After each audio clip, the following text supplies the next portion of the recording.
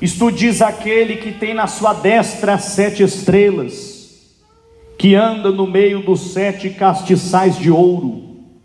Eu sei as tuas obras, e o teu trabalho, e a tua paciência, e que não podes sofrer os maus.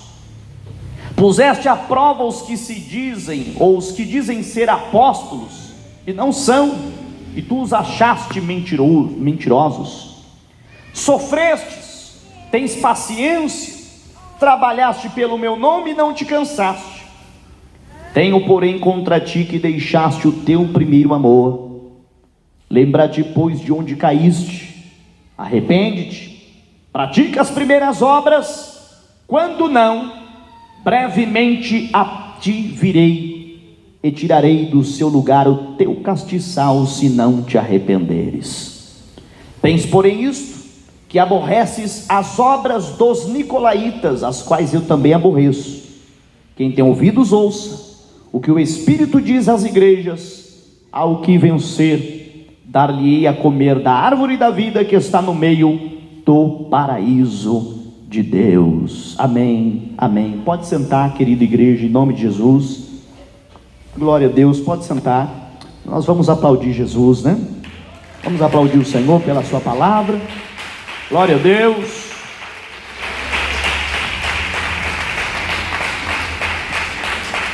Hoje, queridos, iniciaremos, claro, já iniciamos na semana retrasada o nosso manual, os estudos do manual, que tratam a respeito desse tema, as cartas, ou as 7 cartas do Apocalipse.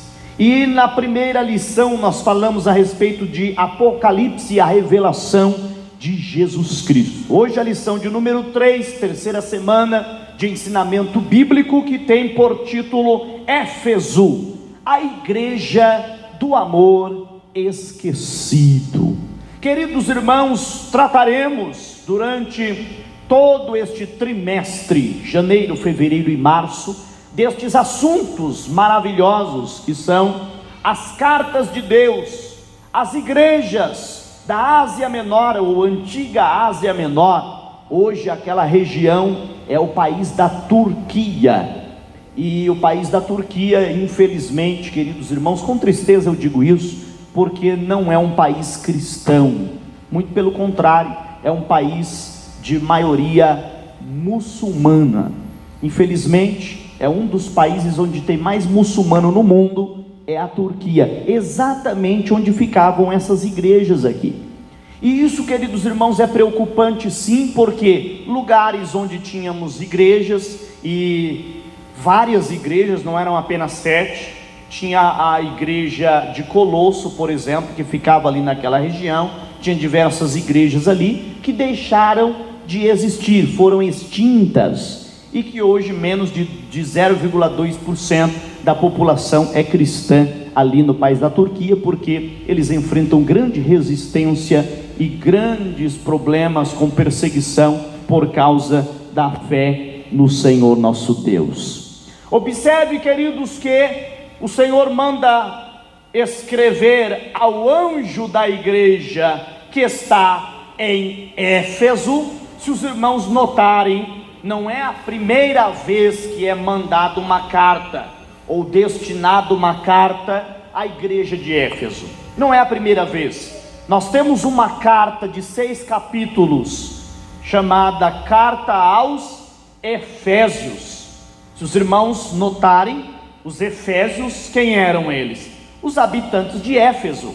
O apóstolo Paulo já havia anteriormente mandado uma carta para esta igreja, e que inclusive na lista de cartas paulinas, a carta de Éfeso é considerada a carta do terceiro céu, porque o apóstolo Paulo trabalha tantos assuntos espirituais ali naquela carta, e ele fala de tantas coisas maravilhosas. Observe que aqui o apóstolo João, ele escreve pelo Espírito Santo uma carta, e envia ao anjo da igreja. Quem é o anjo da igreja? O anjo da igreja não era um ser espiritual, resplandecente, com asas, vestido de branco, que ficava na porta da igreja, ou no altar da igreja, resplandecendo e fazendo, não. Quando a Bíblia fala anjo, a palavra anjo aqui no grego é angelos, que pode ser traduzida como, que é traduzida como mensageiro. Então, quando a palavra anjo aparece aqui, não é um anjo no sentido espiritual, e sim o mensageiro da igreja de Éfeso, que entendemos biblicamente que seja o pastor responsável pela igreja. Isso é muito importante, porque algumas pessoas dizem que não existem pastores. Algumas pessoas têm até dificuldade de chamar o dirigente de pastor. Não, porque pastor é só Jesus Cristo, eu não chamo ninguém de pastor na terra. A Bíblia Sagrada fala de pastores. Efésios 4, verso 11 fala que Deus chamou uns para apóstolos, outros para profetas, outros para evangelistas e outros para pastores e doutores. Se está no plural, claro que são pastores no sentido humano, no sentido de ministros, de dirigentes da congregação. Essas pessoas são chamadas por Deus, por Jesus e pelo Espírito Santo de pastores. O Senhor mesmo disse lá no livro do profeta Ezequiel: vos darei pastores, O Senhor Deus falou isso também no livro do profeta Jeremias. O Senhor disse, quando repreendendo aí dos pastores, veja, meus queridos irmãos, que é uma função ministerial e espiritual dada por Deus a determinados ministros da igreja. Então esse anjo aqui não é um anjo no sentido espiritual, e sim o pastor da igreja de Éfeso, o dirigente da igreja de Éfeso. E o Senhor manda esta carta ao pastor da igreja, para que o pastor da igreja ministre aos irmãos. Leia esta carta à congregação. Por que Deus mandou ao pastor? Deus não poderia ter mandado a irmã do círculo de oração? Deus não poderia ter mandado essa carta para o porteiro? Deus não poderia ter mandado essa carta para um diácono? Por que Deus mandou a carta? Olha, escreve ao anjo da igreja, porque diz a Bíblia Sagrada que os anjos da igreja, ou seja, os pastores da igreja, são responsáveis por supervisionar o rebanho, encaminhar o rebanho, preparar o rebanho, e eles darão conta do rebanho ao Senhor nosso Deus. É simples assim. Os pastores da igreja vão dar conta de cada ovelha do Senhor. Eu estou aqui numa função de grande responsabilidade para dar conta de vocês diante de Deus. Queridos irmãos, nossa função é avisar a igreja, é alertar a igreja, é trazer as diretrizes da palavra de Deus para a igreja, admoestar a igreja, exortar e consolar a igreja com as palavras de Deus. É responsabilidade sim do ministro, é responsabilidade sim dos pastores, guiar o rebanho de Deus no caminho de Jesus Cristo e no caminho da palavra. Observe que o Senhor cobra isso e diz: mande ao anjo da igreja e escreva isto, diz: aquele que tem na sua destra, quer dizer na sua direita, as 7 estrelas, e que anda no meio dos 7 castiçais de ouro. Entenda isso, irmãos. A igreja de Éfeso, em toda a Ásia Menor, não havia igreja como ela, uma igreja mais obreira, dinâmica, ortodoxa, não tinha. A igreja de Éfeso era uma igreja trabalhadora, era uma igreja ortodoxa, uma igreja dinâmica. Observe nas palavras que o Senhor mesmo profere a respeito da igreja: eu conheço as tuas obras. Era uma igreja que tinha muitas obras, era uma igreja obreira, não era uma igreja estática. Quando eu falo de uma igreja, não estou me referindo logicamente ao templo, ao prédio que abriga o povo. Estou me referindo ao povo que se reúne, que congrega naquele local. Na ocasião, Éfeso. Aqui para nós estamos em Osasco. Se tivesse que o Senhor mandar uma carta, escreve ao anjo da igreja que está em Osasco. Quem está compreendendo, diga amém.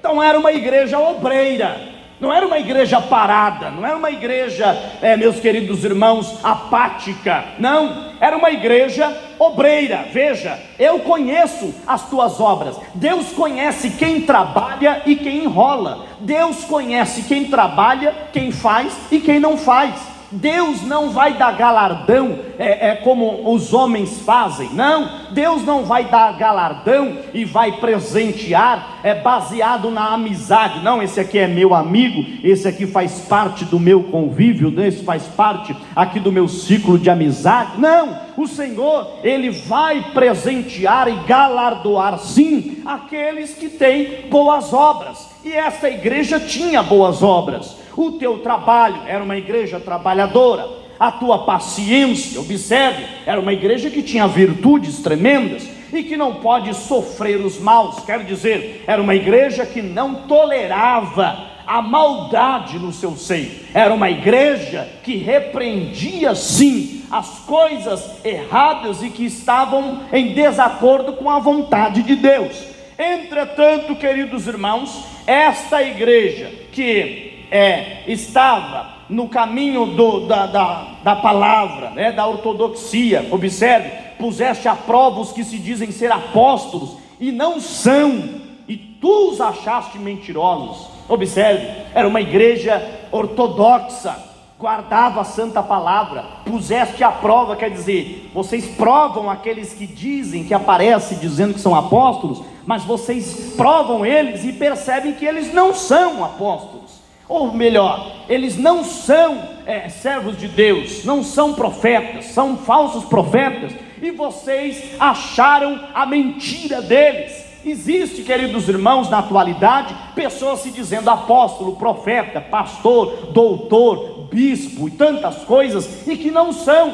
Lá na igreja de Éfeso tinha alguns obreiros que, quando postos à prova, foi detectado a mentira deles, ou foi detectada a mentira que eles praticavam, a falsidade, porque, queridos irmãos, infelizmente já nos dias do apóstolo Paulo, existiam os falsos obreiros, como existe até os dias atuais, falsos obreiros, pessoas que levam o nome de Jesus, mas que não dão bom testemunho, pessoas que infelizmente mentem, adulteram, fornicam, prostituem, vivem uma vida dupla, uma vida às escondidas, e que se auto-intitulam profetas, se auto-intitulam evangelistas, se auto-intitulam homens e mulheres de Deus, e que estes, à semelhança da igreja de Éfeso, devem ser postos à prova. Não é que vai aparecer um fulano soltando fogo pela boca e no dia seguinte o pastor da igreja vai colocar no púlpito porque ele fala bem. Não é assim. Não vamos colocar no púlpito da igreja ou para ministrar na igreja porque ele apresenta uma credencial ou uma carteirinha de teólogo. Também não é assim. Porque ele tem um grande currículo de experiência de tantos anos na igreja. Também não é assim. Os obreiros devem ser postos à prova, os pastores devem ser postos à prova. A Bíblia diz que primeiro são testados, provados, levados ao fogo, e só aí sim podem servir depois de passarem no teste. Glória a Deus. Observe, irmãos, era uma igreja que o próprio Cristo elogiou. O Senhor se apresenta como aquele que tem na sua destra as 7 estrelas. É preciso entender esse significado das 7 estrelas. Quem está ouvindo, diga amém. As 7 estrelas representam os 7 pastores. Jesus está dizendo: eu sou aquele que tem a sua destra. Isto diz aquele que tem na sua destra as 7 estrelas. As 7 estrelas representam os 7 ministros, os 7 pastores, e anda no meio dos 7 castiçais de ouro. Para quem não sabe o que é um castiçal, é aquela peça de ouro, chamado também de candelabro. Quem já viu isso? Quem já viu? Um candelabro, um castiçal. Geralmente as pessoas colocam velas, 7 velas ali, tem 3 braços para cá, 3 braços para cá, uma haste no meio, ali 7 hastes, né? Com 7 copos de colocar ou azeite ou colocar velas, enfim. E naquele tempo o castiçal era usado para iluminar os ambientes, como o templo, como os palácios. Não tinha lâmpada, luz elétrica, não tinha LED, então eles usavam ou a lamparina, né? ou seja, a lâmpada, a candeia melhor, ou o castiçal. E estes 7 castiçais representam as 7 igrejas da Ásia Menor. O Senhor está dizendo: eu sou aquele que estou na destra, eu tenho as 7 estrelas, quer dizer, na destra de Jesus tem os 7 pastores, que estão ao seu lado, para trabalhar em prol da sua obra, em prol do seu reino, e ando no meio dos 7 castiçais, quer dizer, Jesus estava dizendo: diga para Éfeso que eu estou andando no meio de vocês, eu estou caminhando no meio de vocês. Queridos, isso aqui é uma mensagem profunda. Jesus está caminhando no meio da igreja, glória a Deus. Isso, infelizmente, para alguns é qualquer coisa, mas para aqueles que se alegram com a presença de Jesus nessa igreja, você acha que Jesus não está aqui, irmãos? Jesus está em nosso meio, em espírito e em verdade, acompanhando o nosso culto, recebendo a nossa adoração. Infelizmente, algumas pessoas dão mais valor aos anjos, né? Se falar que tem um anjo no meio da igreja, meu Deus, só tem gente que só falta voar, tem anjo voando, tem anjo no meio da igreja. Aí fala, Jesus está aqui, as pessoas ficam assim. Será que o anjo é mais importante que Jesus? Será que a presença do anjo é mais motivadora e traz euforia à igreja, e a presença de Jesus preocupa? Será que a presença de Jesus no meio da igreja não traz alegria e não faz a igreja jubilar da presença de Deus? Eu não sei se você está entendendo. Eu estou dizendo que no culto Jesus está caminhando aqui. Eu estou dizendo que Jesus anda no meio dos 7 castiçais. Você está entendendo isso? É importante isso. Nós não saímos de casa para vir aqui porque não tínhamos o que fazer. Nós viemos aqui ouvir a palavra de Deus porque Jesus está falando nessa casa. Aleluia, glória a Deus. Aquele que anda no meio dos 7 castiçais, a igreja de Éfeso, queridos irmãos, era uma igreja singular. Eu já falei para vocês que o evangelho chegou a Éfeso, né? Através da palavra da segunda viagem do apóstolo Paulo. Isso está em Atos capítulo 18, versículo 19, quando Paulo, pela sua segunda vez, sua segunda viagem missionária, esteve em Éfeso. Mas a igreja só viria a florescer entre os efésios a partir da terceira viagem do apóstolo Paulo. Então foi uma igreja consolidada. O trabalho na igreja de Éfeso foi um trabalho robusto, um trabalho sólido. Não foi um trabalho de oba-oba. A igreja de Éfeso não vivia de movimentos, não vivia de grandes festas e de grandes congressos que fazem as pessoas entrarem em euforia e que não tem solidez doutrinária. Não,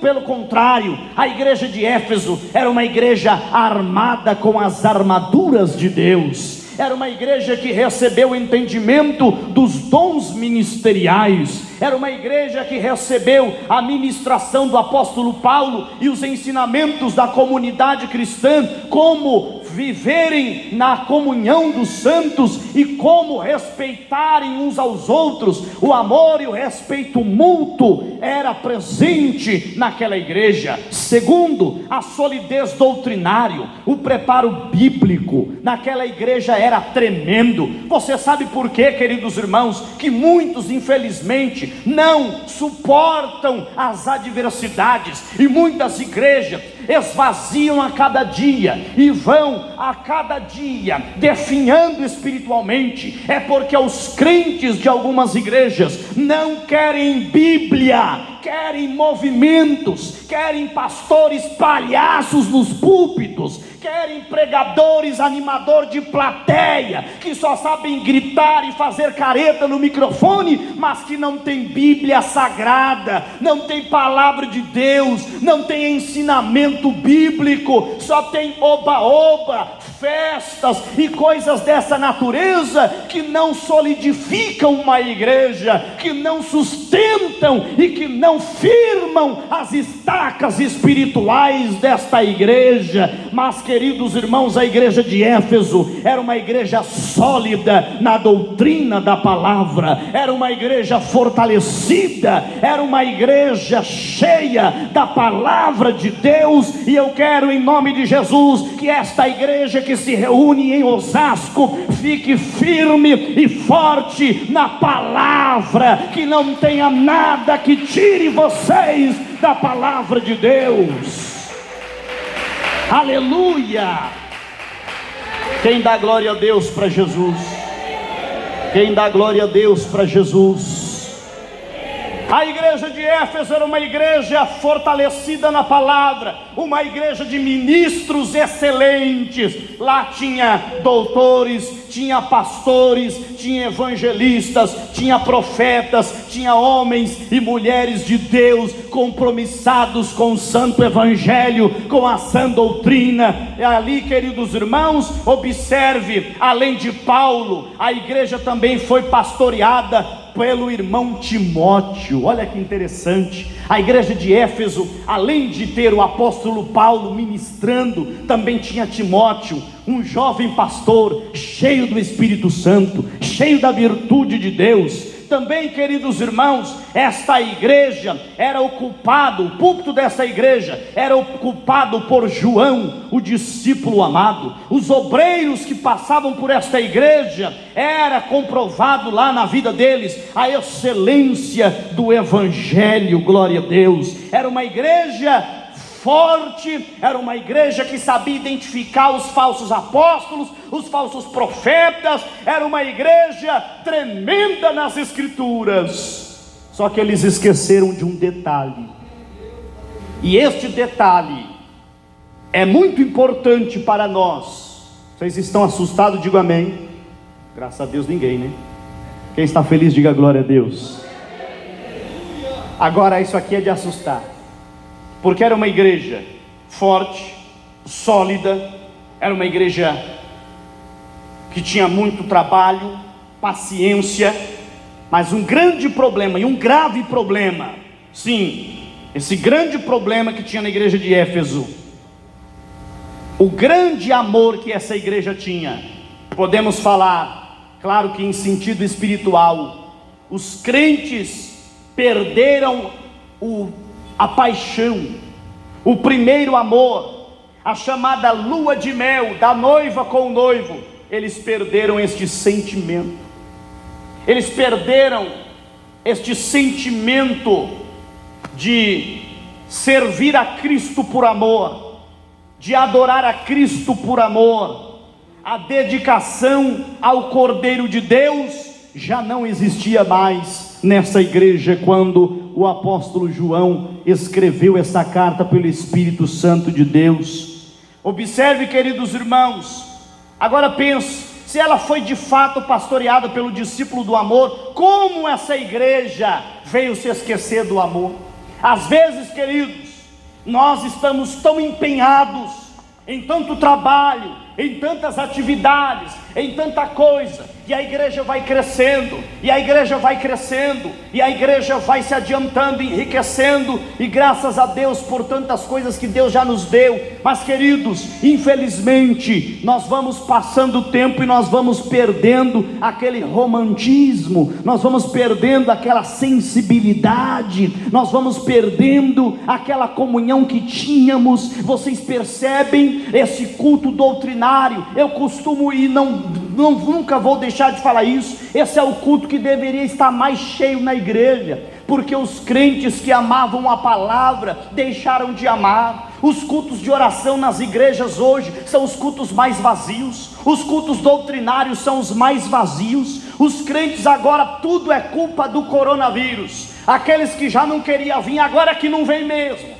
Aqueles que já não tinham mais amor, agora eles se apegam no vírus e dizem: não, é por causa da pandemia, é por causa da pandemia. Mas a pandemia está aí e os mercados estão cheios, a pandemia está aí e o trânsito está cheio, e as pessoas não conseguem nem andar no Brás na 25 de março, o coronavírus está aí, mas o calçadão de Osasco vive cheio, e as lojas, as pessoas se atropelando para fazerem as suas compras.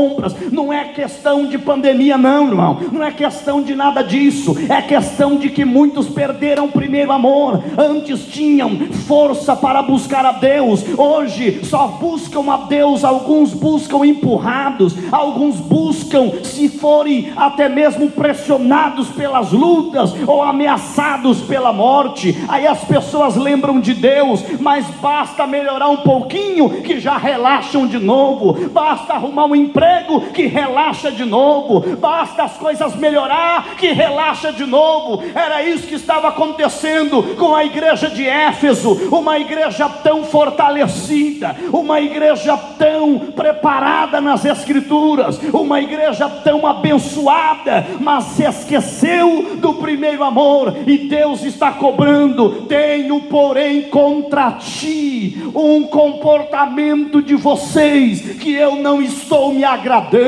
e este comportamento é: vocês não amam mais como amavam, vocês não adoram mais como adoravam, vocês não se prostram mais como se prostravam, e vocês não choram mais como choravam na presença de Deus. Querido, se isso não te preocupa, isso me preocupa. Se isso não deixa você perplexo e assustado com a situação, é sinal que você está beirando a morte espiritual. Isso é, se você já não morreu, porque muitas pessoas, infelizmente, essas mensagens não lhe tocam mais, essas mensagens não lhe preocupam mais. Sabe por quê? Porque já estão indiferentes.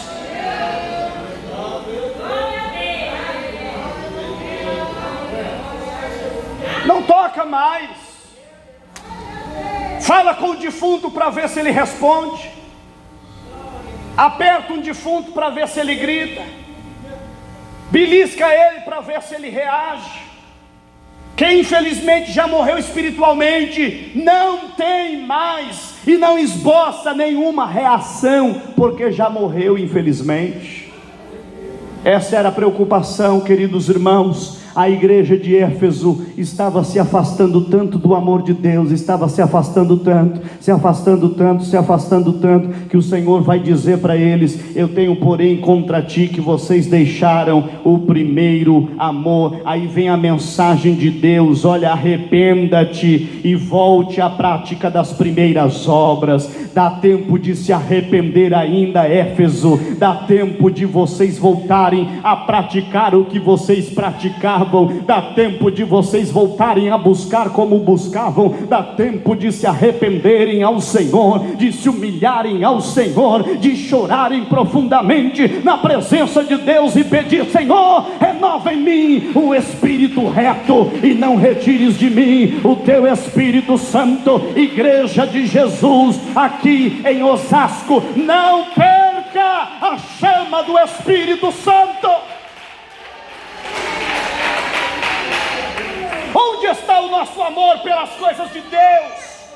Eu não consigo ficar no culto porque são 2 horas de culto, mas consigo ficar na fila de um supermercado para passar meu carrinho de compra. Ou eu consigo ficar na empresa às 8 horas porque eu vou receber alguma coisa e vou colocar dinheiro no bolso e vai cair dinheiro na conta. Ou eu consigo ficar numa sala de cinema para ver um filme de 3 horas e comprar um balde de pipoca de R$50. Ou eu consigo ficar numa numa pizzaria, esperando uma mesa com cadeira para sentar, para pagar 50, 60 reais numa pizza com refrigerante, mas eu não consigo passar 2 horas num culto na casa de Deus, porque é enfadonho, porque o pastor fala demais, ou porque a igreja é chata. Não é isso não, é porque perdemos o primeiro amor, porque quando tínhamos amor pela casa de Deus, nós chegávamos cedo e buscávamos ao Senhor, nós chegávamos na casa de Deus e dobrava o joelho e abria a boca e falava com Deus.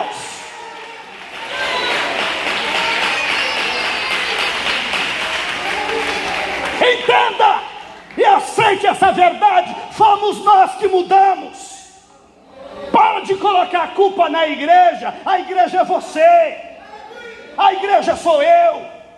Mas a diretoria mudou, a liderança mudou. Que deixe quem quiser mudar. Você que tem que fazer sua parte com Deus. Quem quiser deixar de orar, deixe de orar, mas você ore. Quem quiser deixar de viver a vida santa, que deixe, viva a vida santa você. O Senhor vem buscar um povo especial, zeloso e de boas obras, mas está cheio de gente colocando a culpa nos outros e não está olhando como está a sua vida diante de Deus.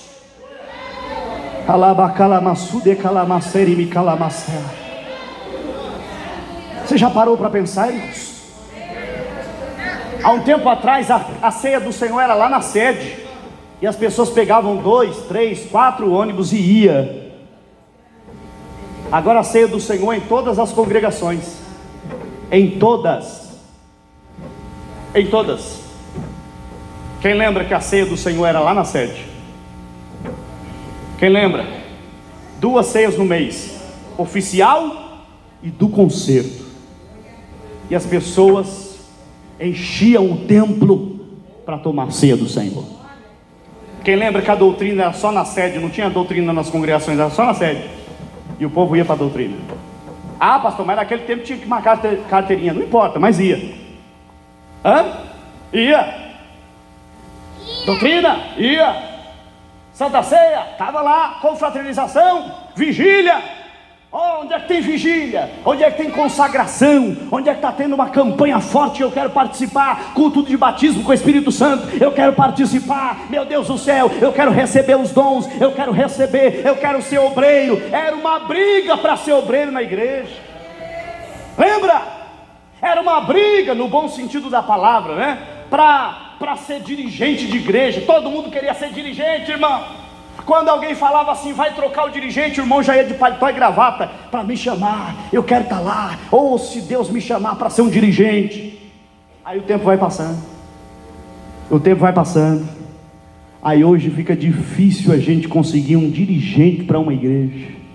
Às vezes você tem que deixar o pastor, como tivemos um pastor no Jaraguá, 15 anos dirigindo uma igreja, porque ninguém queria assumir. 15 anos, porque ninguém queria assumir a igreja no lugar. Você está entendendo? O amor vai esfriando, aí o povo vai dizendo todo dia aquela mesma coisa. Eu vou para lá para quê? Para ouvir aquele pastor bocudo falar aquelas coisas lá que eu já sei, eu já conheço, eu já sou crente há tantos anos. Não é não, irmão, é que você desviou e não percebeu. Não é não, irmão, é que você esfriou e você não percebeu. Não é não, irmão, é porque você diminuiu o seu potencial espiritual e não percebeu. E hoje está aí, fingindo que é crente. E hoje muita gente fingindo que é crente, colocando roupa de crente, Bíblia de crente, mas só Deus para ter misericórdia.